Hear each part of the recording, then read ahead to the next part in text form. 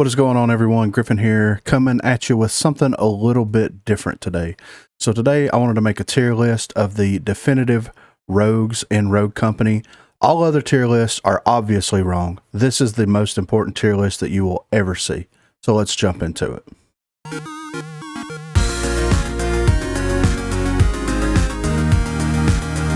So we're just going to run through these one by one. I'm going to give my thoughts, opinions on all the rogues below, and we're going to rank them. So first up, we got Anvil. Anvil is obviously 110% S tier. Okay, he has one of the best weapons in the game. He has some of the best utility and gadgets in the game, and he's got the best perks in the game. 100% S tier. If you're not on the Anvil train, then get out. That's all you got to do is just get out. Next, we got Chalk.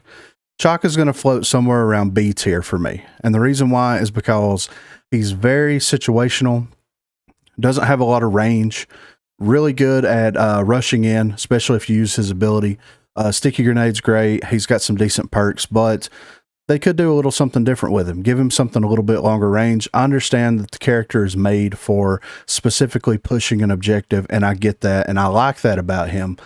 But I do think that that is one of his downfalls. So next we got Dahlia. Dahlia is obviously going to be S tier. She is fantastic. It's great to have an additional support added to the game. So when they announced her and released her, everyone was very excited, including myself.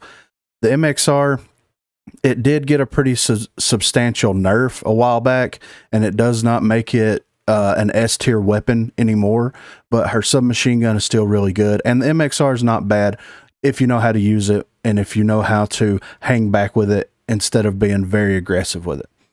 Also, her passive ability to be able to take whatever secondary or passive abilities that the other rogues that you mark has puts her in a higher tier depending on specifically who she marks. If she marks a Lancer, that automatically puts her above S tier because of how broken Lancer is. If she marks Trench and she has explosive grenades, that immediately puts her above S tier. But if you mark someone like Dallas, then what do you really benefit from that? So she is S tier all the way. Dima, I'm going to put him at A tier. I think that if the PTS stuff does go live and he does get his perk changed to resupply, I think that will put him in a higher position. And the reason that he is in A tier is all purely based off of his passive ability. It's cool to be able to reveal enemies whenever you hit them with explosives, but how many explosives do you have? I'm hoping that resupply will make him more viable and put him in a higher position. Next up is Dallas. Dallas is going to be A tier as well. Dallas was one of those rogues that I played with for a very long time. They did do some changes to his pistol, and that kind of brought him down, especially since they made the game a little bit more focused around pistol rounds. So you get 2 pistol rounds by default because you swap sides unless the enemy team surrenders. And then if you don't do enough damage, if you die early on in the first round, then you're normally not going to have enough money to buy one of his primary weapons. His assault rifle primary is fantastic. His DMR is okay. It is very much like a sniper rifle without a scope, which I do like that. But I think it could shoot a little bit faster. I think his pistol could shoot a little bit faster. If these changes were introduced, I think that he would be higher on the list. Next, we got Fixer. Fixer's going B tier for me. And the reason I'm putting Fixer B tier is because, A, there's not enough maps in the game right now to justify a sniper, much less 2 snipers. And I know that all the Phantom mains and all the Fixer mains are probably rolling their eyes. And I could really give a fuck because there's not enough maps in the game to justify a sniper, first of all. And second of all, his DMR, the D3DI, is okay. It's not MXR tier. It's okay. It's just the DMR meta has died because of the changes that they did to the MXR, and they buffed the D3DI not too long ago, and it did put it in a better spot, but it didn't put it in a better spot compared to Phantom when she got the Nightshade. So he's going all B tier. Kestrel, newer rogue. We're going to put her in A tier. Her weapons are incredible.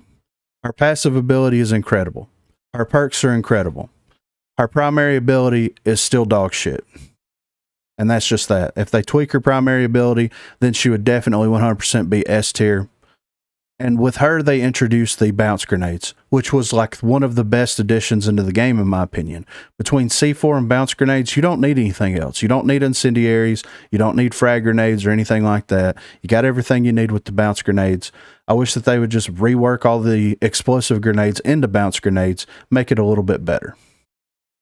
Next, we've got Lancer. Lancer's F tier. And here's why. Lancer is the most broken character in the game, by far. She does not deserve to even be on this list, but we have to put her somewhere, so we're putting her in F tier. Probably the only rogue that we're going to put in F tier. They need to completely rework her passive. They need to rework her primary ability. They need to nerf her weapon damage. They need to take her sticky grenade away from her and give her either a bounce grenade or a frag grenade. She's a broken character. She's F tier. Phantom is going to be right up here on A tier. And the reason that she gets put in A tier for me is because they got rid of her DMR and they gave her the Nightshade, which is one of my personal favorite assault rifles in the game. And that puts her in a higher state, easier to play with. Her primary ability is okay. It's really good at blocking lines of sight. I mean, it is better than the smoke grenades by far. And it can counter the Fixer's vision thing, like his ability, right? So it puts her up there. If you know how to use her, then great. If you don't, then just kind of tinker around with her. Don't worry about the sniper rifle. Nobody cares about your clips on Twitter. Nobody gives a shit about how many people that you can headshot in a row. Focus on learning the Nightshade. It contributes more to the team. Next up, Ronin. Ronin, 100% S tier. She is one of the most well-balanced, well-rounded rogues in the game. She is someone that I would recommend any new player to the game to play Ronin to begin with. She has an assault rifle. She has an SMG. Her pistol's fantastic, and it's very easy to learn and easy to use. Her ability is very straightforward, and you can do so many different things with her ability. Her passive's not bad either. I mean, not being able to be detected on the minimap is a fantastic passive perk, and she's kind of the poster child, in my opinion, on how all of these rogues should be balanced and how all newly released rogues should be balanced. Next up, we've got Saint. Saint is definitely going S tier as well. Now, yes, both of the supports are S tier. Saint would not be S tier if it wasn't for the Season 1 update changes. The reason that he is S tier now is because they took that god-awful first-person scope off of his assault rifle and rebalanced him, got rid of those terrible claymores, and gave him C4. Like, they basically made him a whole new character. I mean, his abilities still function the same way, and everything still function the same, but just getting rid of the first person scope on his assault rifle and then giving him C4 made him much more of a force to be reckoned with, as opposed to someone that had to be further back. They were forced to play further back with the DMR or with the assault rifle and the claymores. I mean, it basically made you a sniper without the benefits of a scope. Even though, yes, his assault rifle did have a scope, but there's a huge difference between a one-tap headshot and then having to burst someone down with it, especially people that are behind cover peeking. So the changes that they made to him was fantastic. Doesn't feel overpowered, and that immediately bumps him up to S tier, in my opinion. Glitch is C tier. And I hate that because I really like playing with Glitch a lot. His ability is good, but you only get one use of the ability. And once you use the ability, you can't pull your little thing out anymore and use it as kind of a passive UAV type situation, right? They need to rework his ability, man. I think that his assault rifle's good. I think his shotgun's good. It's cool that he has not only flashbangs, but sticky grenades, and his perks are all fine. It's just they need to rework his ability. And if the rumors are true, they're going to be adding in another rogue that has ability similar to Glitch. So that's basically going to mean that Glitch is going to become obsolete at that point. So before you release that rogue, then why don't you just, I don't know, change Glitch first, make him better. Next up, we've got Scorch. Scorch is going to be C tier for me. And I don't understand it. I don't get it. I know that a lot of people play Strikeout, and I know that Scorch is very strong in Strikeout. But guess what? I don't play Strikeout. And guess where she's not strong? In Demolition, which is the main game mode for Rogue Company, right? Because that's what rank's based around, and that's what like 99% of the tournaments are based around, right? So Scorch, as I've said in previous videos, has an identity crisis. She's great in strikeout. She's terrible in demolition. They need to rebalance her specifically for demolition and then readjust strikeout later, because who gives a shit about strikeout? I mean, really, it's not competitive. It's just people jumping in and killing each other. Rebalance her for demolition and then readjust everything for strikeout later on down the road. Sigrid's also going to be C tier. I really enjoy playing Sigrid. I really like her abilities. I think that her weapons and her kit's fantastic, but she is not as good as Anvil.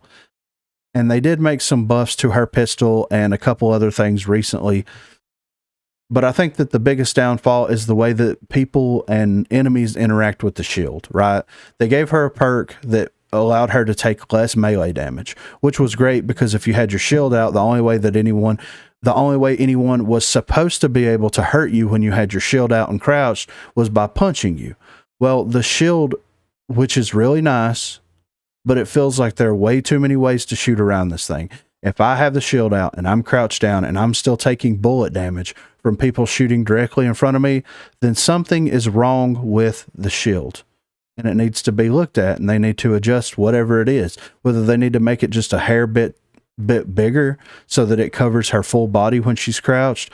That's supposed to be the reason the shield exists. You're supposed to be able to go in and either A, use the shield to push onto an objective, B, use the shield to be able to revive someone while it's out, be able to defuse the bomb or do anything like that while the shield is out, but you don't feel like you're able to do any of it because they're able to shoot around the shield. It makes it for a terrible gaming experience. And if they would make a couple of these small changes to her, then it would put her in a higher position, in my opinion. Next up is Talon. Talon for me is A tier. Talon would have been S tier until they released Seeker. That's basically all it is. I think that his ability, his kits, and his weapons are all fantastic. The D3 DI still needs a little bit of attention done to it, but the mag gloves are cool if you remember to use them, because I normally don't. But I think that all around he's very good. He's very fun to play with. And yeah, Seeker just edges him out. So, and we'll get to Seeker in a second. So next up is Trench. Trench is going to be B tier. Trench has MXR, which is great, but you know, it got nerfed, so it's not that great. His assault rifle's okay. His barbed wire is terrible. They recently changed it from 1 charge of barbed wire to 2 charges of barbed wire, but the size of the barbed wire exposure, I guess you could say, or the surface area that it covers, is way smaller. I mean, the barbed wire's okay, but like when you have other characters in the game that are straight defenders, all right, look at Anvil's shield. You can't shoot through the shield. You can't move through the shield. The shield is an immovable object that's in the game that can absorb tons of damage. Okay, let's look at the barbed wire then. It slows people down. Cool. Let's look at Vi. Vi throws poison out that literally leeches life, total HP away from whoever you're fighting. But they've got barbed wire and it just slows people down. Do something with the barbed wire. I don't care if it's got 1 charge or if it's got 1,000 charges. If all the barbed wire does is slow people down and make it inconvenient for these people to move, then it's pretty much useless. Add a little bit of damage. Even if it's just a 1 tick damage to the barbed wire, at least A, you know someone's moving through the barbed wire, and B, if you're in a gunfight, you can approach these people because you know they're in there because you're getting hit markers for it. And also it is going to reduce their health a little bit. They're going to have to actually choose whether they're going to use their explosive to get rid of the barbed wire or to just stand in the barbed wire until you show up and then try to basically be better at gunplay than you are. It's stupid. Change the barbed wire. Let's fix it. Let's do something different. Vi. Vi is S tier. Vi is one of my favorite 100% favorite rogues to play. Her kit is amazing. Her ability and passive ability are amazing. Like, okay, I said Ronin was kind of the poster child for how everything should be balanced, right? Well, the way that Vi's primary and passive abilities work with one another should be the poster child of how the new abilities are released. And they did that with Seeker, right? Okay, so you have Seeker. Seeker can shoot his bow. He can reveal people, and if he hits someone after the arrow bounces, then it gets increased damage to the person. So you have your primary ability, and your passive feeds directly into your primary ability. Let's look at all the other characters in the game, and do their passive abilities feed into their primary ability? Well, not a lot of them, not really. So she is just a fantastic rogue, and I think that she is high level play. She's always a force to be reckoned with. You can't get rid of the poison by anything. You can't EMP it. You can't hack it with glitch. You can't do anything. Once it's on the ground, it is there, and it's going to stay there for quite a while. And it is perfect for lane denial. It's perfect for controlling plant sites and pushing onto objectives. She's a force to be reckoned with on both offense and defense. That's why she is S tier. Last, we have Seeker, the newest released rogue in the game. And where are we going to put Seeker at? Now, Seeker to me is very much S tier in a lot of ways. But he only has one viable weapon, which puts him in A tier, in my opinion. I think that his primary ability and his passive ability are both fantastic. He's got a very, very good kit. His pistol is complete dog shit. They need to go in and they need to change how the 3-round pistol works, especially if they're going to continue to give it to more people. It is awful. It feels really, really bad. I do not feel confident going into a 1v1 situation with that pistol in my hand. It's just terrible, man. So change the pistol. His assault rifle primary is very, very good. I know that they are tinkering with some changes to it in the PTS, but I really enjoy the assault rifle side. But the DMR, so you take the DMR away from Phantom, and then you give it to Seeker, and then you don't do anything to the DMR. The reason that people don't want to use the DMR is the same reason that people did not want to use Saint's assault rifle, and that's because it had a first-person perspective. Like developers, if you do not understand anything, you should at least be able to understand that nobody wants to have a first-person perspective for any of their weapons other than sniper rifles. So go in there and at least give people the ability to either purchase an upgrade that gives you the first-person perspective or take it out completely.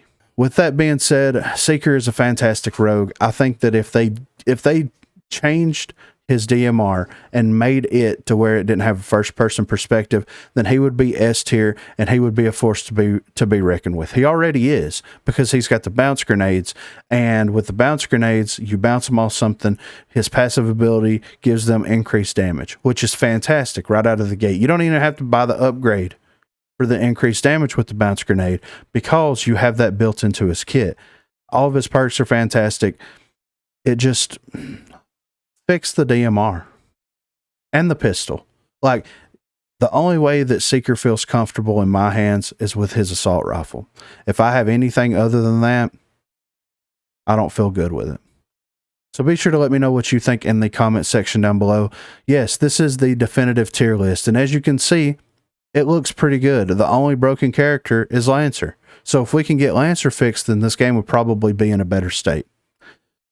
If you haven't already, be sure to like and subscribe to the channel.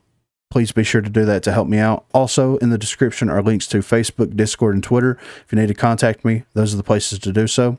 And yeah, guys, thanks for watching this tier video. Be sure to let me know what you think. And if you disagree, then that's fine. But this is the definitive tier list to beat all tier lists. So consider that before you comment. Thanks for watching, guys. If you enjoyed the video, hit that thumbs up button below. Let us know that you like it. If you want to see more, hit that little red box with the letters in it. Thanks for watching, guys.